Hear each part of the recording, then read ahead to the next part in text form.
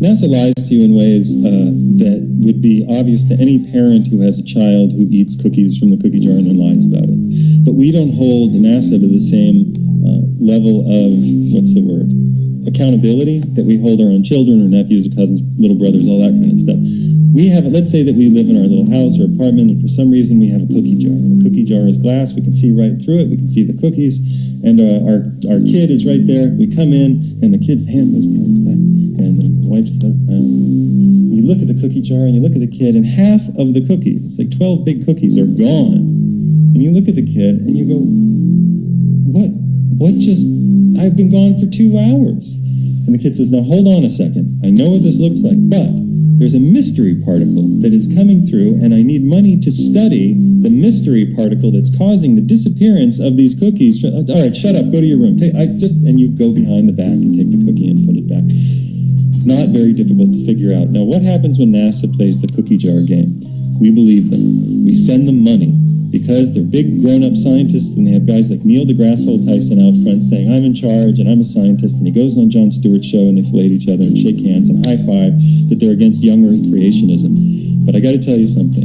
It's not young Earth creationism that they have to battle. It's actual science. It's actual research.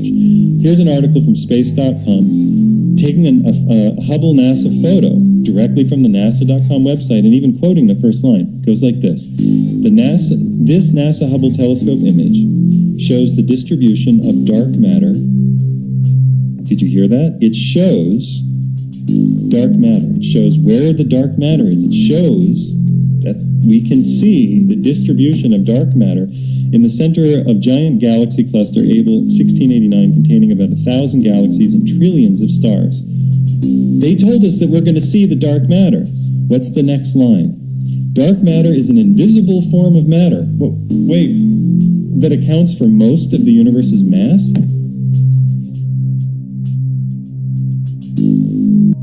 When I was talking with the gentleman from Belcom, and we were discussing the lie, everything he was telling me was different from what we were being told was the truth. And at one point I asked him, I said, man, you guys, you lied about a lot, didn't you? And instantly he said, no, we didn't lie about certain things. We lied about everything. None of it was true. I really don't think people realize how deep the lie goes. Space, a final frontier. Space may be the final frontier, but it's made in a Hollywood basement. The Vector, NASA's official logo. If you've ever looked at NASA's official logo, both their official insignia and their official seal, you'll see that the most prominent object in the seal is a red swooshing object. They call that the chevron or the vector. If you ask NASA's Public Affairs Office, this symbology is featured so heavily in their insignia and seal, they'll give you what really amounts to the standard facile cover story for the unilluminated. They'll tell you that that is a representation of a hypersonic wing design from the 1950s, which was the time the logo was created. Not exactly the case. Someone might want to ask the Russian Federal Space Agency, Roscosmos, that was formed in 1992, why they chose that same logo.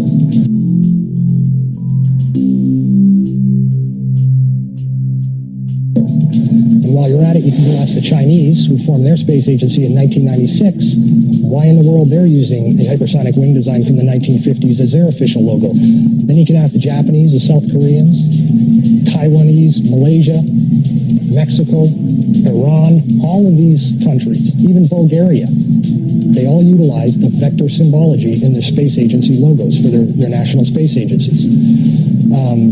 It gets even deeper. You can go look at the individual manned program patches for NASA. The Mercury program, for example, a blatant use of covert symbology. In every logo dealing with the Mercury program, you'll see what looks like a number 7 in their logo. And again, NASA's official story is that they put this number 7 there so that they could pay homage to the original 7 Mercury astronauts. Kind of forgetting the fact that only 6 Mercury astronauts actually flew into space, because number 7 never did. Deke Slayton had a heart problem, so he didn't get to go up. So there were only 6 Mercury astronauts. Yet there's a 7 in every single logo. That's in the official mission or official program insignia for Mercury, as well as the 6 individual mission patches carry this logo. And it carries on to the Space Shuttle program. If you look at the Apollo logo has a big letter A in it. At least that's what they want you to believe, but it's not. Again, that's just a simple way of explaining away the inclusion of this vector symbology in the logo.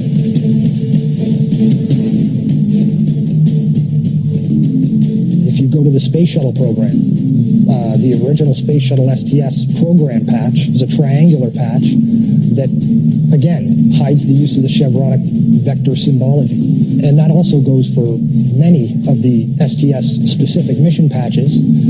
Every single one of the International Space Station expedition patches carry the vector symbology. The Russian Mir Space Station used the vector symbology. That was their official logo. You can even go deeper and look at military-industrial complex companies. Look at the logo on a company like Lockheed Martin, 2 vectors. The X-Prize logo, Ames Research Labs, U.S. Space Command. When you get into the military realm, the United States Space Command, their official logo is the vector symbol. And when you look at the military's individual space-specific programs, all of them deal with vector symbology in their official insignias. And the question really becomes, who or what are these people paying homage to? And the truth, quite frankly, is out of this world. No, this is what the bit is about. The bit is about that we are on a rock flying through the universe, which is the most spectacular thing anybody could ever possibly imagine, and yet nobody brings it up ever. People talk about crazy, boring, mundane things when we are on a rock flying through space, and that never comes up. That above you is the most spectacular thing you could ever look at ever. And yet people take these huge trips to go see the Grand Canyon, and they're like stare, like, oh my God, it's amazing, you have to see it, and it changes your life. And I'm like, how about up there? Like, look at all that. Speaking of flying through space, you don't think the moon landing is real? No, I don't. No. Do you? Yeah. Why do you think the moon landing is real? Why don't you tell me why? I saw it on television. Oh, you're a genius. Oh, beep that. Hit Okay, that. we'll bleep it. No, it's okay. We got That's it. genius. You saw it on TV? That's awesome. I'm going to show you some CGI. I'm going to show you King Kong. I saw that on TV, too. There's an 80-foot gorilla. He's running around kidnapping white chicks. You should check it out. 1972 was the last time a human being has been through the Van Allen radiation belt. 1972. That's the last time. There's been only 7 trips ever that human beings have ever gone past 400 miles. Every single space station mission, every space shuttle, every satellite, all of those are inside the protective Van Allen radiation belts, which start at 1,000 miles. They go from 1,000 miles to, depending on who you ask. If you ask NASA, NASA, 24,000 miles. If you ask James Van Allen, the guy who discovered it, it's 67,000 miles of intense radiation that's in a gigantic donut band that covers around the Earth. Now, even if you got outside of that band, you have to deal with solar cycles. There's the apex of a 20-year solar cycle was between 1969 and 1972. All the time when these guys are making those missions. Any one of those guys out there in those tiny little aluminum shielded crafts would have been killed instantly during any solar flare. Why fake it? Thank you, Colin. Why not fake it? You should open with that. If you look at any of the footage online, it looks ridiculous. It looks stupid. If you look at the videos, it looks ridiculous and dumb. You know why? Because in 1969, nobody anticipated that we were going to have VCRs and the internet. We were going to be able to watch that. They wanted to win the Cold War. The Soviet Union's had over 10 firsts in space. First man in space, first woman in space, first, they had everything. First dog in space. They had first satellite. They were so much more advanced than the Americans were. But the Americans were more advanced in trickery. And that's what they did. They figured out a way to fake it. That's why when Neil Armstrong got back, first of all, he went insane. They went into a deep depression. So did Buzz Aldrin. He became a huge alcoholic. He gave no interviews. Neil Armstrong still to this day will not give interviews. He gave one speech that he gave at the 25th anniversary of the moon landing. And this is what he said in front of America's best honor students. He said, "We have here amongst us America's best and brightest." And the quote was, "You will achieve many great things if you could peel away one of truth's hidden layers." That's a speech this guy gives standing in front of the top honor students of the country. Not, "I went to the moon." He doesn't say that. He gives this cryptic speech. Now, Bill Clinton, in page 100, I think it's 156 of his book, My Life, he gives this story about how when he was a kid, he was working with this carpenter. And this carpenter said, "You know, I don't believe man landed on the moon." It was 3 months after the moon landing. And he said, "I thought that guy was ridiculous." He said, "You know what? I don't believe anything those TV fellows show you." He said, "After 8 years in the White House, I thought maybe that guy was ahead of his time." Wow. This is in Bill Clinton's autobiography. Wow. This is in his book. There's no way people went on the moon. There's no way. It's impossible today. China wants to go back to the moon. They don't even have a clue how to do it. They're going to try to get there in 2020. America thinks we could possibly go back in 2017. All of the hard data, the telemetry data, 14,000 reels is missing. No one can find it. What the telemetry data is, that's the binary data, the ones and the zeros that show the distance between the command module and the Earth during every step of the way on the way to the moon and back, which you can't fake. They don't have that. They can't find it. Which you would think would be in a locked golden vault in the Smithsonian. But no, they can't find it. Well, they say, well, you know, they placed laser reflectors on the moon. You can shoot a laser beam. That's proof. Well, it's not proof because the Russians did it twice with unmanned probes. The Russians also collected space samples and samples of the moon. Very amazing, and I've had these guys on. And which guys? You know, the different guys on the internet that are behind. There's a lot of guys, and I've debated that one guy, that Phil Plait from Battleship. I clown that guy. The guy that gets in every astronaut's face. Well, that guy's crazy Christian, and he's nuts. Which is, you know what, you have to be a little crazy to look that deep into this theory because it seems so solid. We went to the moon. It seems so solid until you look into it. But here's the only thing. We can't keep anything quiet in this country. It doesn't matter. No one's keeping it quiet. Everybody you can go look at it. The astronauts, I mean, those guys are afraid of their lives. Gus Grisham, the pilot who was the guy who died on the launch pad along with two of his friends, he was a public critic of NASA. He put a lemon, he hung it on the simulator, put a lemon and put it on a hanger and hung it. He was dead in that same cockpit. He died like 2 weeks later. He burned to death inside of that. They were terrified. This is a matter of life and death. These guys were in the middle of a huge Cold War between Russia, and they wanted to show that America had technological superiority. The race to the moon landing, all that stuff is not about going to the moon and collecting things. It's about military superiority. It's about the ability to do things with military technology. All that stuff they use for NASA, all the stuff they use for the stealth bomber, the space shuttle, all those missions, it's not for philanthropy missions. That's to fuel the military-industrial complex. The machine behind this is all the military. And getting to the moon first is making a statement that we have military technological superiority over Russia, and that's what they did. Is Bigfoot real? I don't know. You tell me.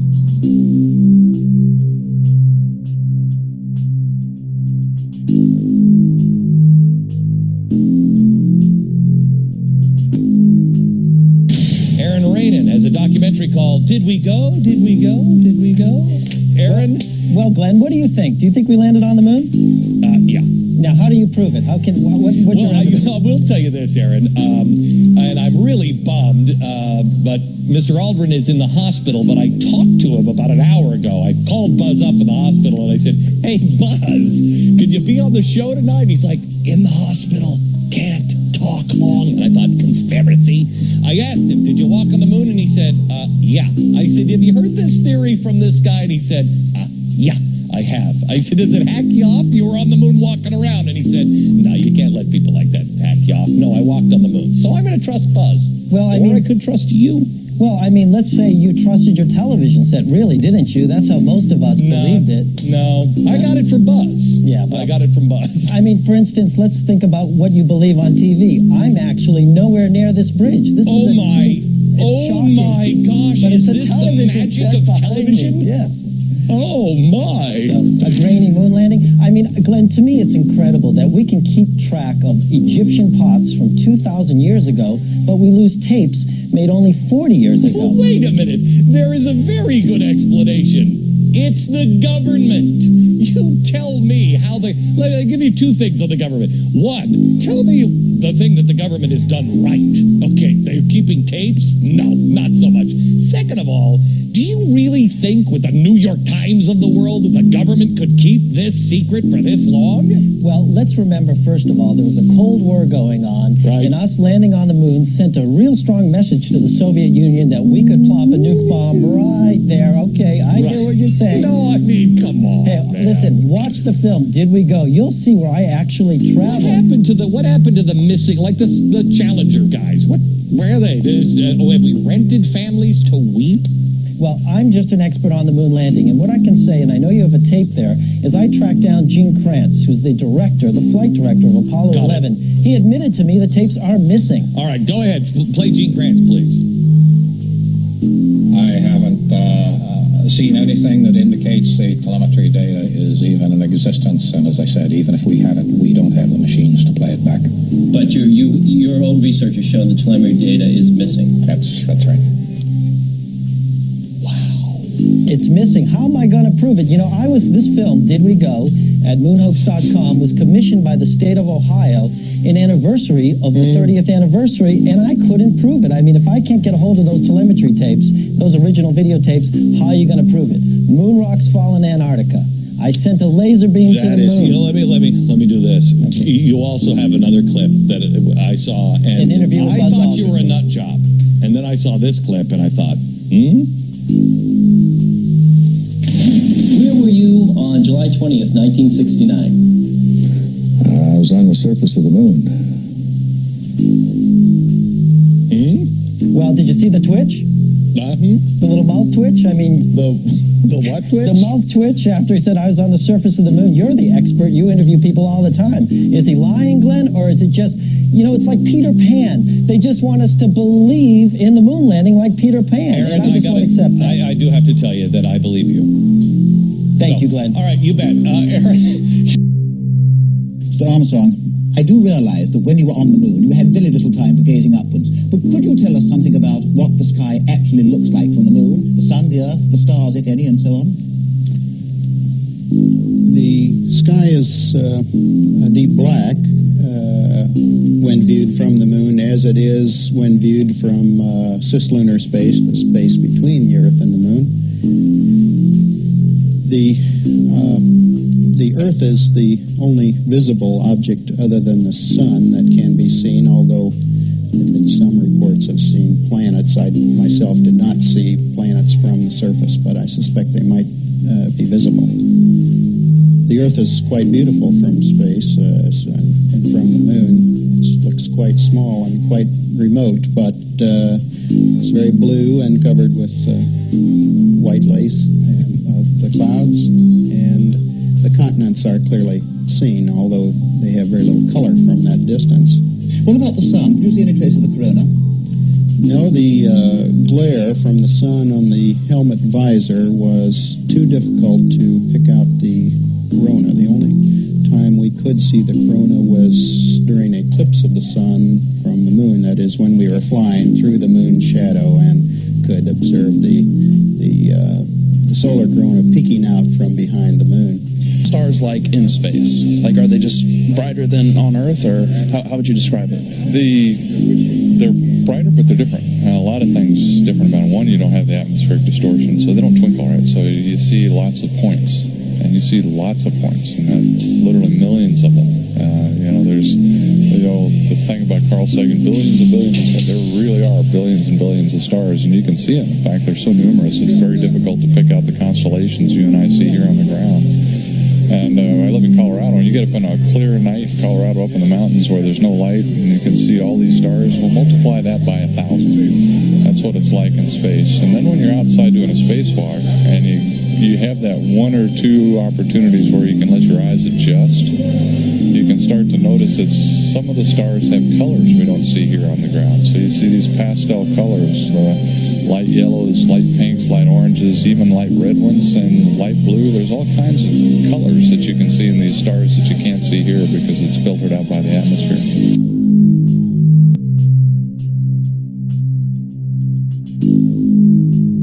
Whilst from Mark Cameron. This is from Mark Cameron. Whilst in space, have you ever looked away from Earth into the black void? Because you can see, because you can see the stars. Oh yeah. And pretty much all the time you can see the stars.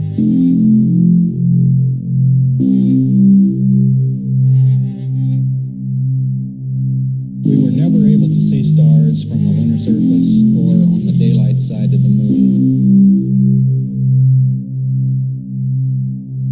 The sky is deep black when viewed from the moon, as it is when viewed from cislunar space, the space between the Earth and the moon.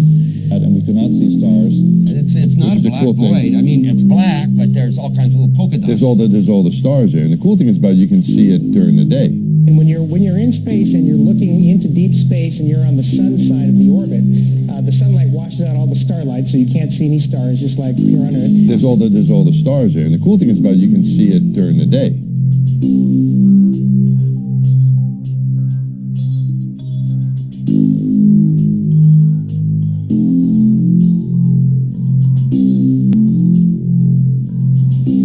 Okay, I'm talking with Bill Casing, and Bill Casing is what you might call a pioneer in this whole issue of getting at truth and reality, and specifically in the area of the Apollo moon missions, what happened and what didn't happen. And when the module set down on the surface of the moon, the amount of propulsion that would have been required to do that, and it leaves no cloud of dust, no crater. Having seen hundreds of rocket firings when I was employed by Rocketdyne, I know that the jet of the lunar module lander, the lunar lander, would have created an enormous crater. It would have scoured the moon's surface. It would have tossed up rocks, sand, everything, and created a crater maybe so large that the entire lunar lander could have sunk into it. After all, we're dealing with a 10,000-pound thrust engine, which is pointed directly at the surface, lowered into the surface, and yet, if you look at pictures of the lunar lander on the moon, there is no disturbance whatsoever under the lunar lander's rocket. And no dust deposited in the pads, the cup-shaped pads at the bottom. That's another good point. Dust would have been blown 6 ways from Sunday and would have landed everywhere. And then the famous scene, which has been played over and over, where they are landing there, but they're setting down, and you're hearing the astronaut talking through it. Oh, that's a good point. I let's say, became aware of that only recently, that here's Neil Armstrong talking about landing on the moon with a microphone, and yet he's sitting practically on top of a rocket engine that is putting out sound levels of about 140 or 150 decibels. Now, we know that that is absolutely impossible to overcome that sound level inside the lunar lander with a normal human voice. Eagle, we got you now. It's looking good, over. Roger, copy. Eagle, Houston. Houston, after yaw around, angled S-band pitch, -9er, yaw, +18. Roger, you're a go to continue power descent. You're a go to continue power descent. Altitude now 21,000 feet, still looking very good. Velocity down now to 1,200 feet per second. You're looking great to us, Eagle. It's clear from these rarely seen color television pictures that the crew of Apollo 11 high-resolution color video camera with them on their mission. Yet the only pictures broadcast live from the moon's surface were these from a low-definition black and white camera. In fact, the networks complained because in addition to this, they were forced to shoot the images, second generation, off of a projection TV of the technology of 30 years ago, and were not even allowed to take a direct feed, which further degraded the quality and clarity of the images. Perhaps this was precisely what NASA and the federal government had in mind. After all, it was a first, regardless of where they were. Better to open up their debut mission with fuzzy pictures and numerous blackouts, rather than show too much revealing detail of a false scene that was yet unproven. And finally, the element that seals their fate. All the footage of Apollo 11 requested from NASA over a 5-year period. One gem was discovered just before the completion of this documentary. An old reel received by mistake. It contains the raw or unedited footage of the crew of Apollo 11, Michael Collins, Edwin Aldrin Jr., and Neil Armstrong, staging part of their mission for nearly an hour in living color, with exceptionally clear behind-the-scenes audio of conversations discussing the techniques used to achieve a disingenuous picture depicting the Earth at a distance, in order to falsely demonstrate their far journey from it and their ability to survive passing through the Van Allen radiation belts. It cannot be misconstrued that this staging was done for some other reason, for the reel itself is slated and dated July 18th, 19th, and 20th, 1969, the very days of the mission when they were said to be approaching and achieving lunar orbit. Furthermore, it is apparent they are in genuine zero gravity of the actual spacecraft, necessary to convince the mass media of their authenticity, just not any further than Earth orbit, as you will see. In this never-before-seen or heard footage, not only is the radio conversation between the astronauts and Houston Control audible, there is a secondary, private conversation taking place between the crew and a third confidential party, prompting the astronauts with what to say, when to speak, and how to effectively manipulate the camera to achieve the desired misleading effect. NASA claims that the Houston transmissions were the only ones taking place with the astronauts. Listen now as Houston Control initiates a conversation with the crew, only to find them too preoccupied with the behind-the-scenes trickery to respond. Moments pass, and the oversight is picked up on by the clandestine third party, who quickly prompts them with, "Talk." Immediately, Neil Armstrong speaks. Hello, Apollo 11. Houston, Goldstone says that the TV looks great. Over.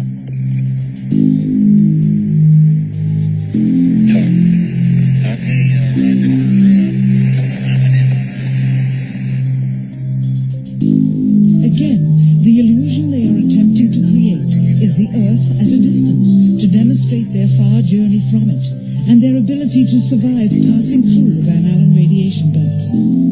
Understand, too, that only about 20 seconds of this raw footage was ever broadcast to the public, and these conversations discussing their deception were believed to be private until now. Here they discuss that these television transmissions were in fact not broadcast live as everyone believed. They were first screened and edited for playback later.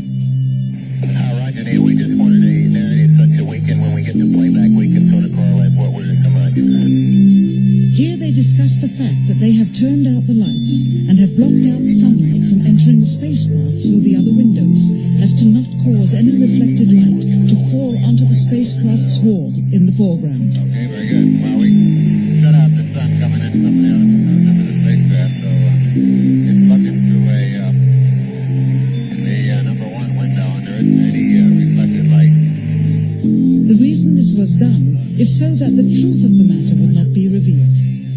It is this. Though the federal government would have you believe that this is a view of Earth from a distance out of the spacecraft's window as it nears the moon, it is not. What they have ingeniously done is placed the camera at the back of the spacecraft and centered the lens on a circular window in the foreground, outside of which it is completely filled with the Earth in low orbit. The circumference of the window then appears to be the diameter of the Earth at a distance, with the darkened walls of the spacecraft appearing to be the blackness of space around it. That is why they wanted the interior dark and blocked out the sun from any other windows. Here you can see the extruded window, probably 2 inches thick at the bottom. This is because the Earth's shine is coming in at a downward angle. It also causes the Earth to appear to be an irregularly shaped circle, for you are seeing the outside of the window at the bottom and the inside of the window at the top, which together form 2 different sized halves of a circle.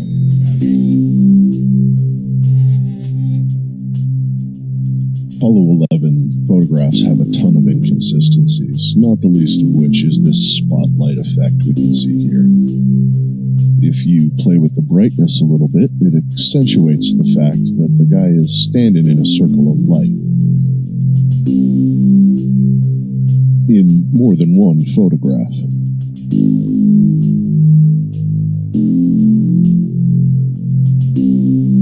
There are later Apollo mission photographs that do seem to show what looks to me like sunlit terrain. Unlike the Apollo 11 photos.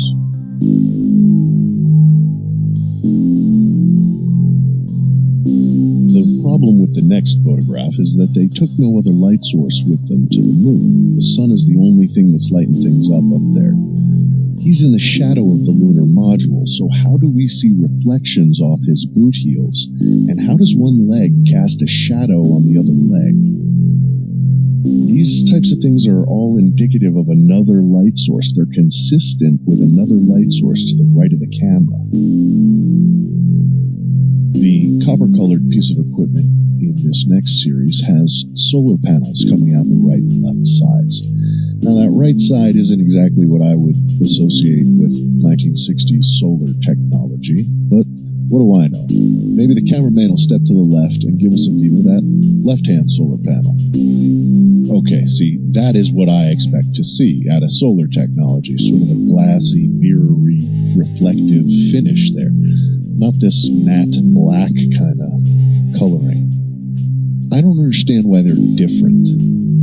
The next photo confirms that the left side is a mirrory kind of finish. Maybe if we get him to step to the left one more time, he'll get us a real good shot of that solar panel.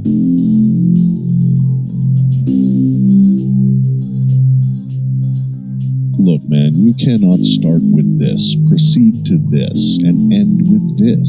It's just bad storytelling. You lose your audience. You make them disbelieve. What is this? And why don't they want you getting a good up-close look at it?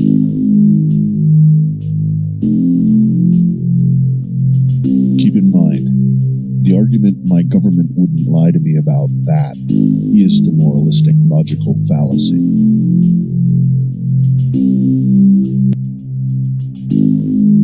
Here they are landing, and you can see the pudding effect of the soil. And now you see those strange, what I call special effects light rays.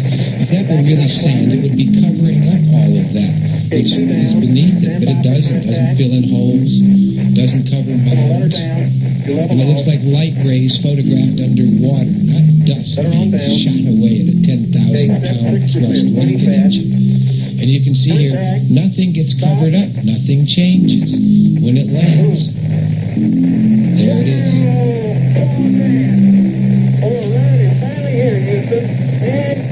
The original plan had called for Young and Duke to get out and explore shortly after landing.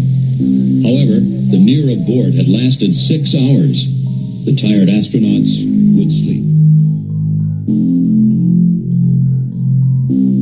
Their first traverse would take them about 1 kilometer west of the landing site. They would make 2 stops to collect samples and conduct experiments. So this is the most interesting thing, Frank. There's the rover on the top of the hill. Notice the rock in the center. It looks like an alligator with its mouth open. And look at all the other rocks. You're going to see them again. You're just beautiful. That is the most beautiful sight. Note the rover on the top of the hill.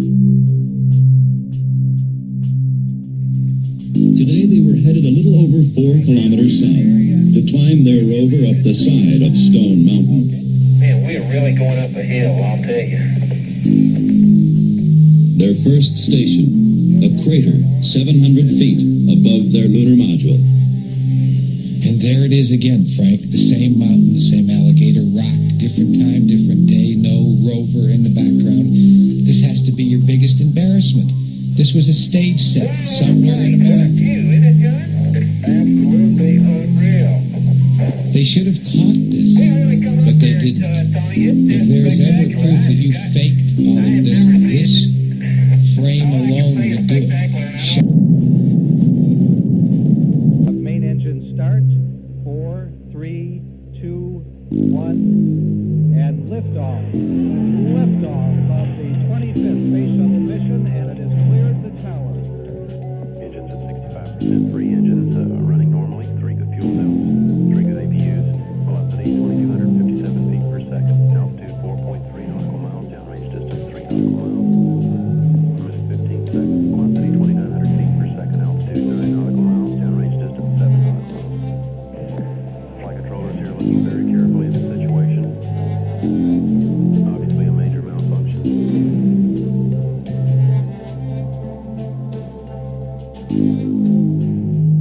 On the 28th of January 1986, the world watched as the Challenger space shuttle exploded off the coast of Florida, 73 seconds after takeoff from the Kennedy Space Center. The intended mission was to study the approach of Halley's Comet, which could be seen from Earth between 1985 and 1986. The mission was also intended to begin the Teacher in Space project, which was first pitched to Ronald Reagan in 1984.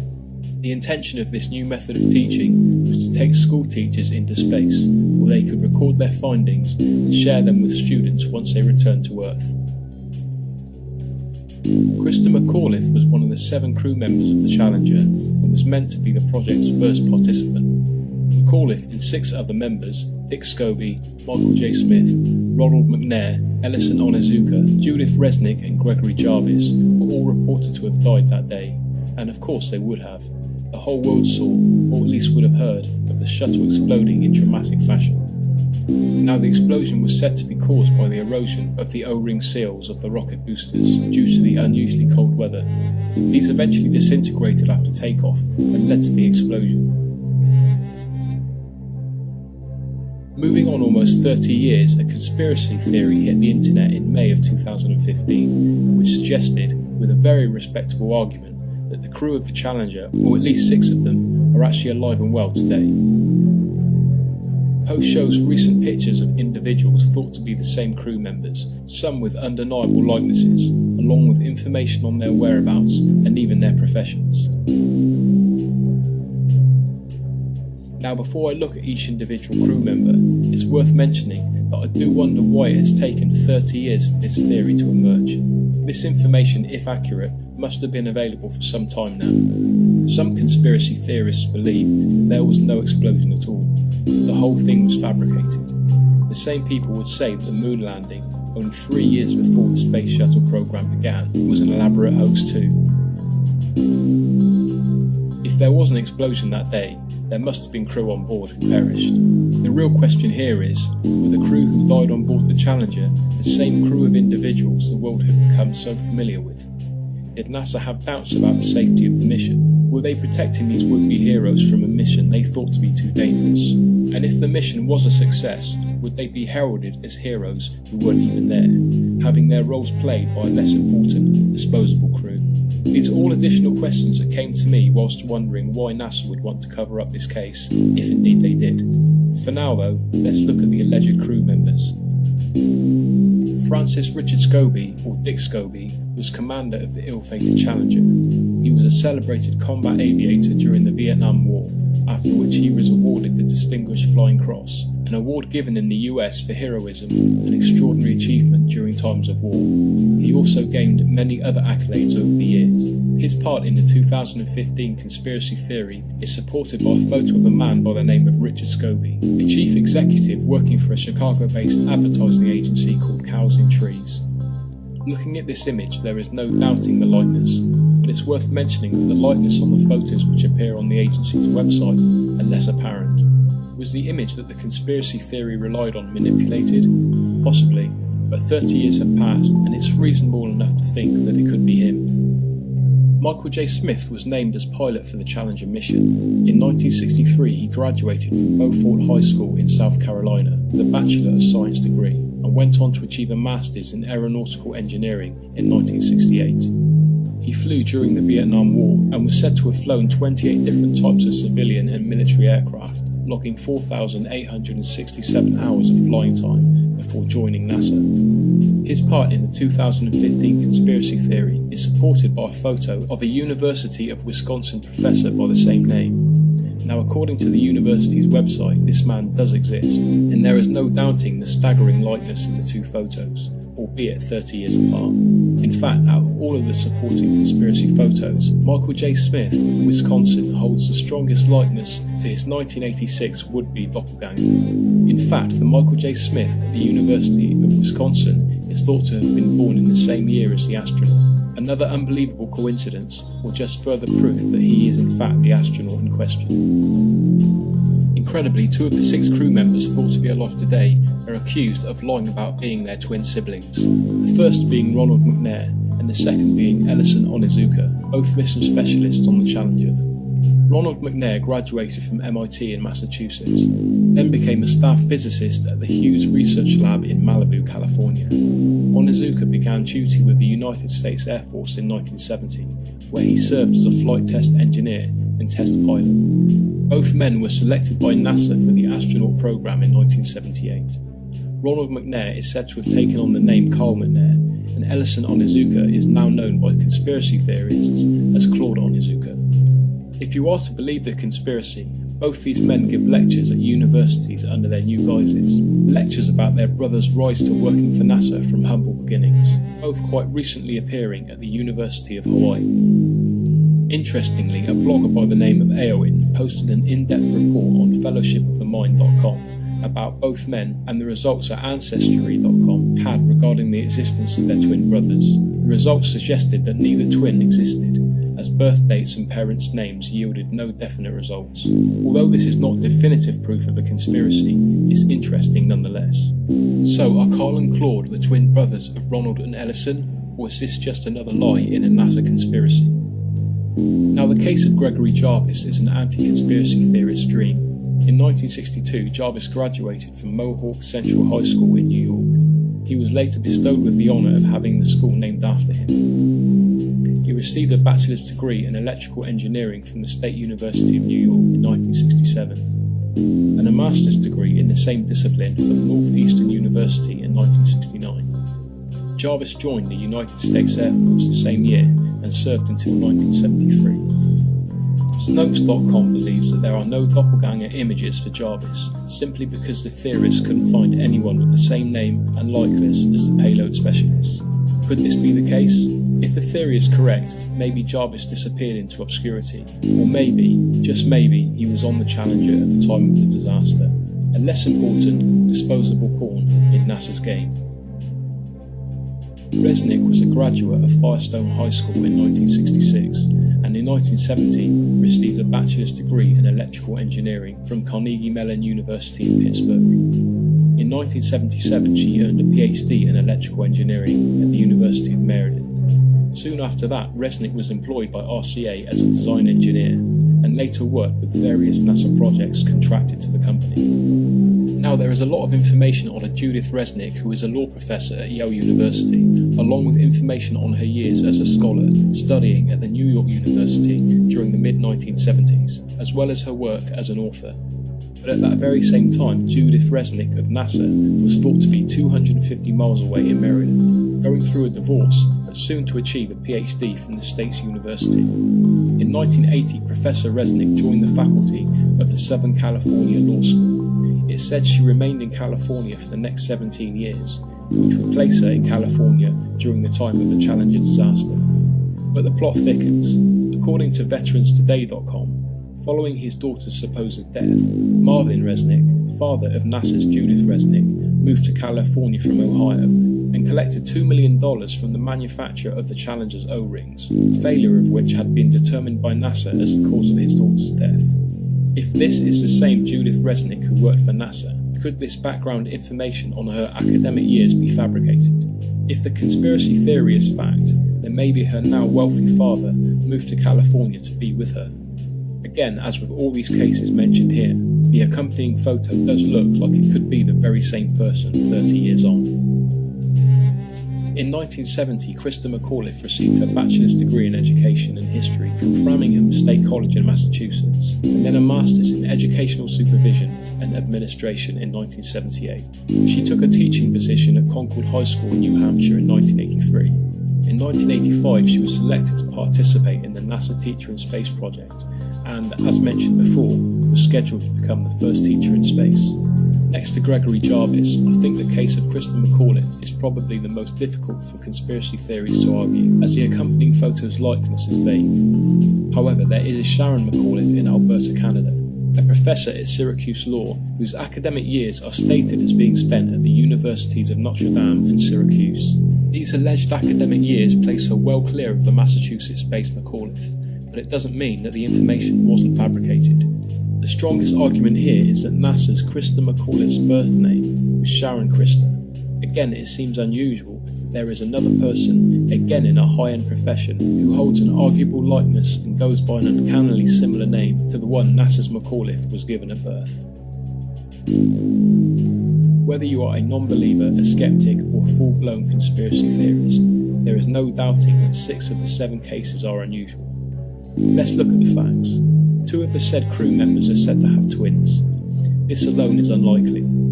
2 of them have identical names, and another 2 have extremely similar names to people still living today. On top of that, they all hold lucrative professions, as you'd expect of former NASA employees. With the case of Gregory Jarvis, there is absolutely no reason that at least one of the crew members would choose to live a more humble life, away from the high-end professions which adorn the websites of universities, law firms, and advertising agencies. After all my research, I personally think there was a cover-up. The fact that NASA's reputation has been tarnished for years amidst a series of cover-ups has a lot to do with that. But ultimately, for me at least, the photos, the names, and a story of financial gain make it all too difficult for me to accept the 1986 Challenger disaster story as fact.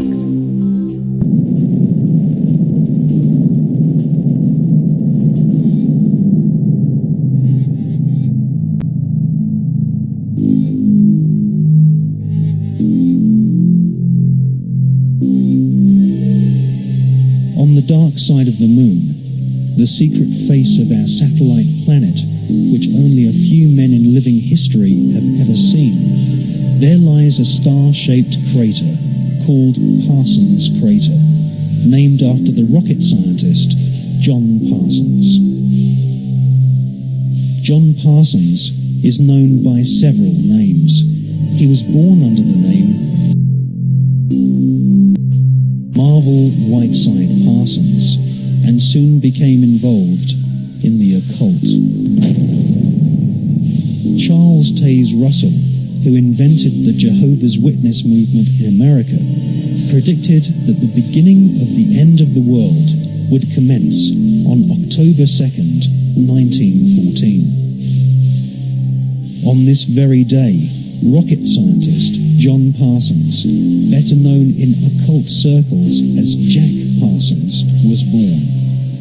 A brilliant rocket engineer, Parsons soon entered into correspondence with SS Nazi officer Werner von Braun, and by the age of 13 had begun summoning evil spirits and demons using magical rituals which Parsons had learnt from British occultist Aleister Crowley. Aleister Crowley styled himself as the Beast, and Jack Parsons referred to Aleister Crowley as his father.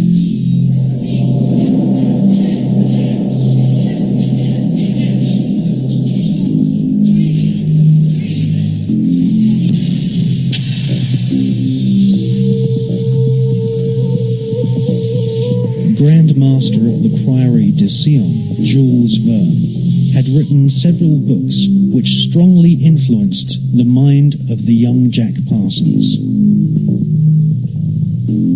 In 20,000 Leagues Under the Sea, Jules Verne prophesies the invention of a submarine vehicle which could wage war from the depths of the oceans.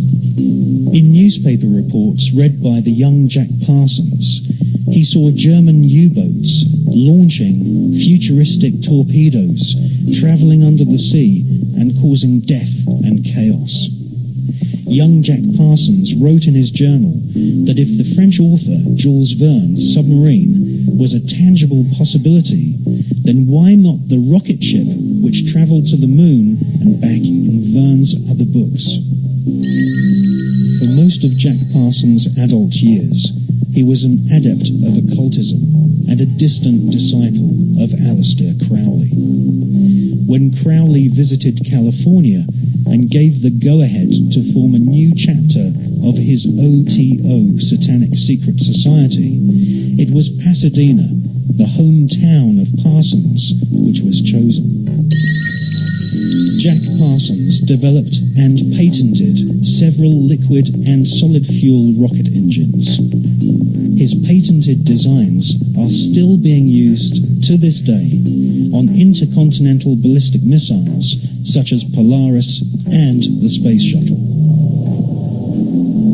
The Polaris nuclear missiles use Parsons rocket technology, which has a pentagram-shaped void impressed into the solid rocket fuel to aid faster burning. Parsons also patented an acid aniline mix, which was used on the first generation of Titan nuclear missiles, used to deliver deadly warheads and also used for high-level atmospheric tests.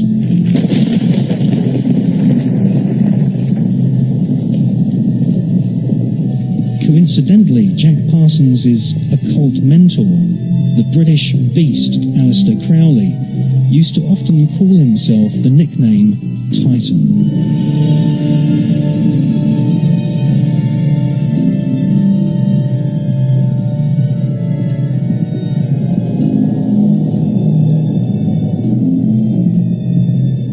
On April 15th, 1942, Parsons demonstrated a plane powered by two liquid fuel rocket boosters at Edwards Air Force Base.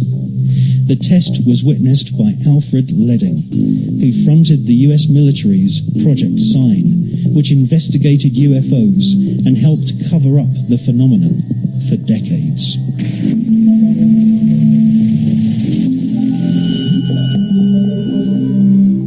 Jack Parsons revered the English Satanist Aleister Crowley and eventually became the leader of one of Crowley's secret cults called the OTO.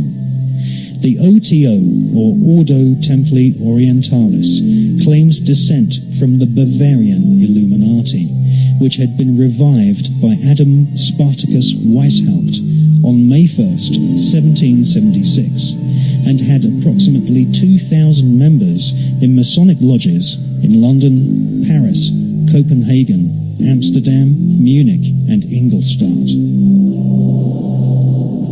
The Illuminati was essentially controlled by European, Germanic, Jewish aristocrats who sought to replace the church, government system, and national identity of nations with an Illuminati-controlled superstate.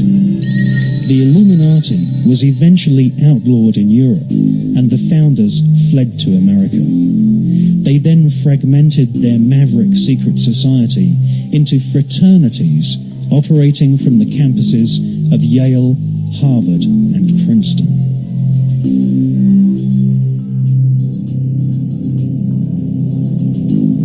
From his pulpit in Brooklyn, New York, charlatan priest Charles Taze Russell prophesied that from October 2nd, 1914, the beginning of the end of humanity would commence, with the emergence of the Antichrist and Babylon the Great, foretold in the Bible's book of Revelation. Jack Parsons, born on that prophetic day, would later attempt to invoke the incarnation of Babylon and also sign an oath stating that he was indeed the Antichrist. If we really want to understand what's going on in space today and what's happening with the plan to put weapons in space, I think it's instructive to go back and understand the origins of the U.S. space program. And to do that, you have to go back to Nazi Germany. Hitler recruited a brilliant young rocket scientist by the name of Wernher von Braun, who had a weekend rocket club, to come to work for the Nazis to build the V-1 and V-2 rockets that were used to terrorize the cities of London and Paris and Brussels towards the end of World War II. And for von Braun and his team, they set up along the Baltic Sea a place called Peenemünde. It was a research and development center for the Nazi rocket operation. And to this place at Peenemünde, the Nazis brought thousands of Jews and French resistance fighters to serve as prisoners, essentially slaves, to build this production effort. Well, the British found out about it, went in and bombed the entire operation. And so the Nazis said, we've got to move to a more secure location. And down inside of central Germany, there's a mountain chain called the Harz Mountains. And in that mountain, there's a huge tunnel where the Nazis were storing military hardware. Well, they cleared the whole thing out, moved the entire rocket operation into the tunnel, named it Mittelwerk. And just outside the mountain tunnel at Mittelwerk, the Nazis built a brand new concentration camp called Dora. And to Dora, the Nazis brought 40,000 Jews, gypsies, French resistance fighters, homosexuals, communists, even a black American GI were brought there to serve as slaves for the operation. Well, you know, immediately after the war, the U.S. and the Allies created the Nuremberg trials, at which time we brought the Nazis to justice for their crimes against humanity. But 1,500 of the top Nazis never went to trial. They were smuggled into the United States by the U.S. military under a program called Operation Paperclip, smuggled in through Boston and West Palm Beach, Florida. And Wernher von Braun and his rocket team, 100 of them, along with 100 copies of the V-2 rocket, were sent to Huntsville, Alabama, where von Braun became the first director of NASA's Marshall Space Flight Center. What's interesting is the other 1,400 Nazis. Who were they? Well, some of them were brought to the United States to work for the CIA. Others were brought to the United States to do the LSD drug experiments and the MK Ultra mind experiments during the 1960s, where people were jumping out of windows. Some of the Nazi scientists that in Germany had been taking Jews and putting them in freezing temperatures to see how the body would react to that were sent to Wright-Patterson Air Force Base in Ohio and were put in charge of the U.S. military flight medicine program. And so when you take 1,500 of the top Nazi scientists and essentially seed the military-industrial complex, the question I have is, do they bring with them an ideological contamination? Well, not only did von Braun go to work for NASA, but the guy that was in charge of the V-2 flight test program up at Peenemünde along the Baltic Sea, a guy by the name of Kurt Wiebes, became the first director of the Kennedy Space Center in Florida.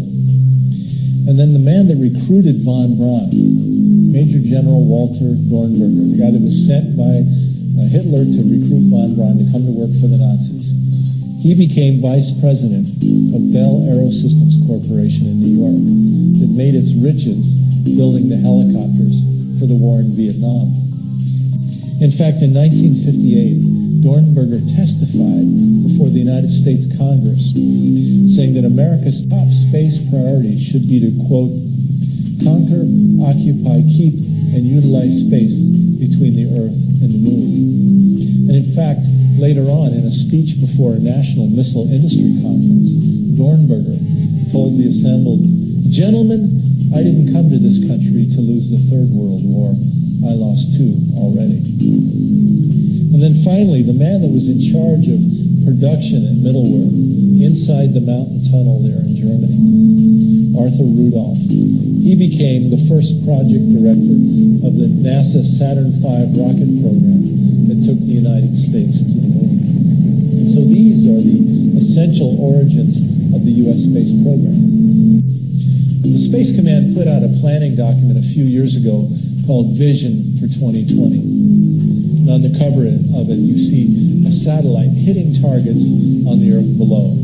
Let's take a look at some of the language in this so-called Vision for 2020. The Space Command says that in the future, because of corporate globalization of the world economy, they expect that there's going to be a widening gap between the haves and the have-nots, between the rich and the poor all over the world.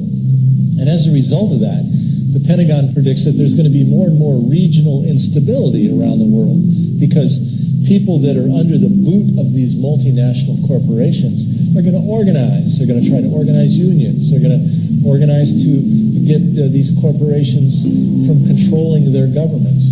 And the Pentagon says, you know, we can't put a Marine on every single street corner of the world to suppress these populations. But with space technology in place, we'll be able to see everything, hear everything, and essentially target everything in every place on the Earth. And the Vision 2020 says that space superiority will emerge as an essential element of battlefield success in future warfare.